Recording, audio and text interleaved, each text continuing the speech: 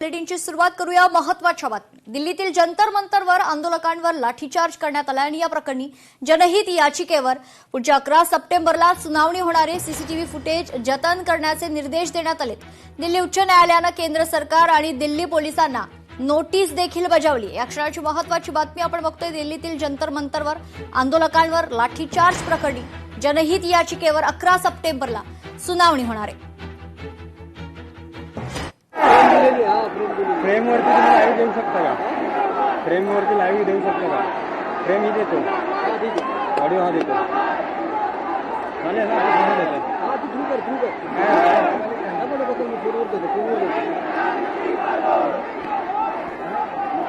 Mumbai Dadar Chhatrapati Shivaji Maharaj park परिसरात विद्यार्थ्यांच्या वतीनं आंदोलनं सुरू आहेत। मोठ्या संख्येनं विद्यार्थी रस्त्यावर उतरले। दिल्लीत विद्यार्थ्यांवर झालेल्या लाठीचार्ज नंतर आता संपूर्ण देशभरात विद्यार्थ्यांचा आक्रोश पाहायला मिळतोय। ठिकठिकाणी देशव्यापी आंदोलनं विद्यार्थ्यांच्या वतीनं सुरू आहेत आणि याच क्रमात मुंबईत देखील आता हे विद्यार्थी रस्त्यावर उतरलेले आहेत। केंद्रीय शिक्षण मंत्री धर्मेंद्र प्रधान यांनी राजीनामा द्यावा, यासोबतच दिल्लीत विद्यार्थ्यांवर झालेल्या लाठीचार्जच्या विरोधात या मागण्यांसाठी आता विद्यार्थी रस्त्यावर उतरलेले आहेत। या आंदोलनात मोठ्या संख्येनं विद्यार्थ्यांचा सहभाग पाहायला मिळतो। सरकार विरोधात जोरदार घोषणाबाजी आणि धर्मेंद्र प्रधान यांच्या राजीनाम्याची मागणी हे विद्यार्थी करतात।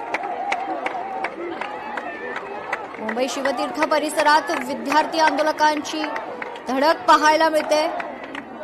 विद्यार्थी रस्त्यावर उतरलेले आहेत।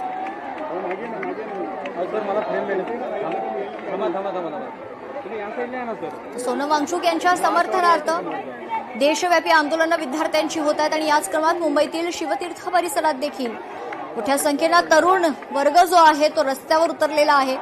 केंद्रीय शिक्षण मंत्री धर्मेंद्र प्रधान यांच्या राजीनाम्याच्या मागणीसाठी हे विद्यार्थी रस्त्यावर उतरलेले आहेत। यावेळी सरकार विरोधात जोरदार घोषणाबाजी देखील पाहायला मिळते। ही थेट दृश्य आपण पाहतोय। यावेळी मुंबईतील दादर शिवतीर्थ परिसरात देखील विद्यार्थी रस्त्यावर उतरून निदर्शनं करतायत। सरकार विरोधात जोरदार घोषणाबाजी देखील पाहायला मिळते। सविस्तर माहिती जाणून घेऊयात। आपले प्रतिनिधी उमेश करंजकर आपल्यासोबत जोडले जात आहेत। उमेश, शिवतीर्थ परिसरातली ही दृश्य आपण पाहतोय। मोठ्या संख्येनं तरुण रस्त्यावर उतरलेत। उमेश, मेघना, मोठ्या संख्येने हे सर्व विद्यार्थी जे आहेत ते दादर परिसरामध्ये जमले होते आणि आता जर पाहिलं तर शिवाजी पार्क मैदान परिसरामध्ये हे सर्व विद्यार्थी आता जमलेत आणि याआधी जर पाहिलं तर शिवसेना भवन हा सगळा परिसर या विद्यार्थ्यांनी पूर्णपणे भरलेला होता आणि ते सर्व विद्यार्थी आता राज ठाकरे यांचं जे घर आहे शिवतीर्थ या सगळ्या परिसरामध्ये आलेले आहेत। त्यामुळे हा सगळा परिसर जर पाहिला तर विद्यार्थ्यांनी तुडुंब भरलेला आहे। रविवारी ज्यावेळेस उद्धव ठाकरे यांनी या सगळ्या संदर्भात सभा बोलवली होती, त्यानंतर मागचे 3 दिवस सातत्याने सगळे विद्यार्थी इथं जमतायत आणि जो राग आहे त्यांच्या मनामध्ये जंतर मंतरवर जे त्यांचे साथीदार त्यांचे जे विद्यार्थी उपोषणाला बसलेत, आंदोलन करतायत, त्याचा कुठेतरी पाठिंबा देण्यासाठी हे सर्व विद्यार्थी मुंबईमध्ये जमताना पाहायला मिळतात। फक्त मुंबईत नाही तर मुंबई सारख्या अनेक मोठ्या शहरांमध्ये ही सर्व विद्यार्थी अशा प्रकारचे आंदोलनं करतायत। आजही जर आपण पाहिलं तर मुंबईतील वेगवेगळ्या भागातून ही सर्व विद्यार्थी शिवाजी पार्क मैदानामध्ये या सर्व परिसरामध्ये आलेली आहेत आणि तुडुंब गर्दी जी आहे ती झालेली आहे। पोलिसांना ही गर्दी आवरणं अत्यंत कठीण झालेलं आहे। नेमकं या विद्यार्थ्यांना कुठं जावं, कोणत्या रस्त्याने जायला सांगावं हा प्रश्न जो आहे तो पोलीस यंत्रणेसमोर आहे। कारण हे विद्यार्थी ज्या रस्त्याने जात आहेत तो सर्व रस्ता जो आहे तो पूर्णपणे ब्लॉक होतोय, रहदारी पूर्णपणे थांबते आणि जसं मी आधी म्हणालो की शिवसेना भवन या परिसरामधून ज्यावेळेस विद्यार्थी येत होते त्यावेळेस तिकडचा अत्यंत मुंबईतील रहदारीचा आणि अत्यंत गजबजीचा असा हा सगळा भाग तो देखील पूर्णपणे बंद झाला होता। कोणत्याही वाहनांना येण्या जाण्यासाठी जागा नव्हती, अशी सगळी परिस्थिती होती। आणि त्यानंतर पोलिसांनी या सर्व विद्यार्थ्यांना जे ते शिवाजी पार्क मैदानाच्या दिशेने पाठवले आणि आता जर हे सगळे विद्यार्थी पाहिले तर शिवतीर्थ जे राज ठाकरे यांचं घर या घराच्या समोर आलेले आहेत आणि एवढे इथून तर जवळपास शिवसेना भवन इथपर्यंत हे सगळे विद्यार्थी फैललेले आहेत। म्हणजे एवढ्या मोठ्या संख्येने हे विद्यार्थी आलेत आणि सातत्याने केंद्र सरकारच्या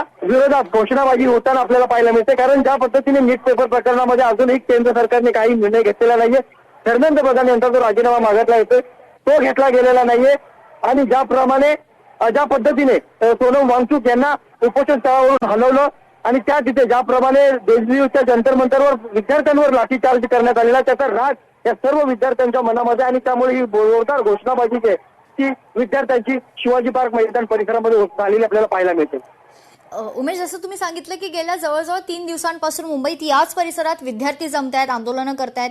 काल जर आपण पाहिलं तर स्वतः अमित ठाकरे देखील या आंदोलनात सहभागी झाले होते. ज्या आंदोलकांना, ज्या विद्यार्थ्यांना पोलिसांनी ताब्यात घेतलं होतं, अमित ठाकरे यांनी मध्यस्थी करत पोलिसांना त्या विद्यार्थ्यांना सोडण्यास देखील सांगितलं होतं. आणि आज पुन्हा एकदा दुसऱ्या दिवशी देखील तीच परिस्थिती पाहायला मिळते या ठिकाणी. उमेश, काल ज्या वेळेस हे सर्व विद्यार्थी शिवाजी पार्क मैदान परिसरामध्ये जमत होते त्यावेळी ह्या विद्यार्थ्यांना ताब्यात घेण्याचं काम पोलिसांकडून सुरू झालं. आणि त्यावेळेस राज ठाकरे यांच्या पत्नी आणि अमित ठाकरे हे स्वतः तिथं पोहोचले आणि विद्यार्थ्यांना पोलिसांनी ताब्यात घेऊ नये या प्रकारे सूचना ज्या आहेत किंवा पोलिसांना विनंती जी आहे ती केली. त्यानंतर या सर्व विद्यार्थ्यांना पोलिसांनी सोडलं आणि पुन्हा एकदा जर पाहिलं तर या विद्यार्थ्यांनी या सर्व भागामध्ये जोरदार आंदोलन केलं होतं. आणि त्यावेळेस निघतानाच ते म्हटलं की आज जरी आम्ही घरी चाललो असलो तरी उद्या आम्ही पुन्हा एकदा येणार.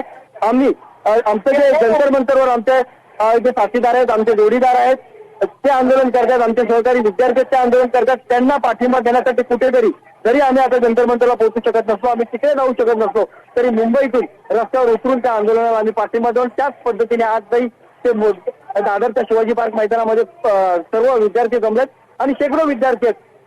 आणि एवढी मोठी संख्या असल्या कारणाने पोलिसांसमोर आता ते निर्माण झाले की नेमक्या या विद्यार्थ्यांना, कारण या सर्व आंदोलनं जर आपण पाहिलं तर इथे कोणतंही नेतृत्व नाही. दिल्लीला जर आपण पाहिलं तर अभिजित चित्ते बसलेले, त्यांची टीम बसलेली आणि कुठे ना कुठे सर्व आंदोलनाला मॉनिटर करते, त्यांना सूचना केल्या जात आहेत की नेमकं काय करायचं. मात्र इथे कोणीही मॉनिटर करायला नाहीये, नेमकं त्या विद्यार्थ्यांना सांगायला नाहीये. आणि त्यामुळे हा एवढा मोठा माप किंवा एवढी मोठी जमलेली विद्यार्थ्यांची गर्दी पुढे नेमकी कुठे जाईल, पुढे नेमकं काय करेल, एखादा उद्रेक तर होणार नाही ही भीती इथे पोलिसांच्या मनामध्ये देखील आहे.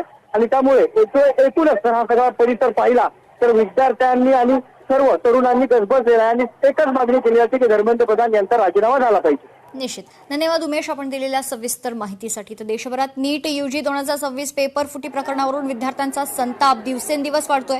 मुंबईतील दादर परिसरात देखील मोठ्या संख्येनं विद्यार्थी आणि विविध विद्यार्थी संघटना रस्त्यावर उतरल्यात. केंद्रीय शिक्षण मंत्री धर्मेंद्र प्रधान यांच्या राजीनाम्याची मागणी करत विद्यार्थी या ठिकाणी घोषणाबाजी देखील करतायत. ही थेट दृश्य आपण पाहतोय.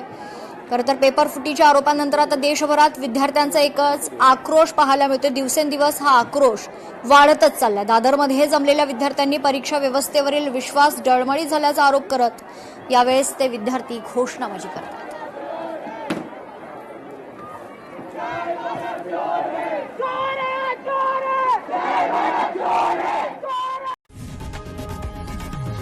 लोकशाही मराठी ऐका, पहा, जागरूक रहा.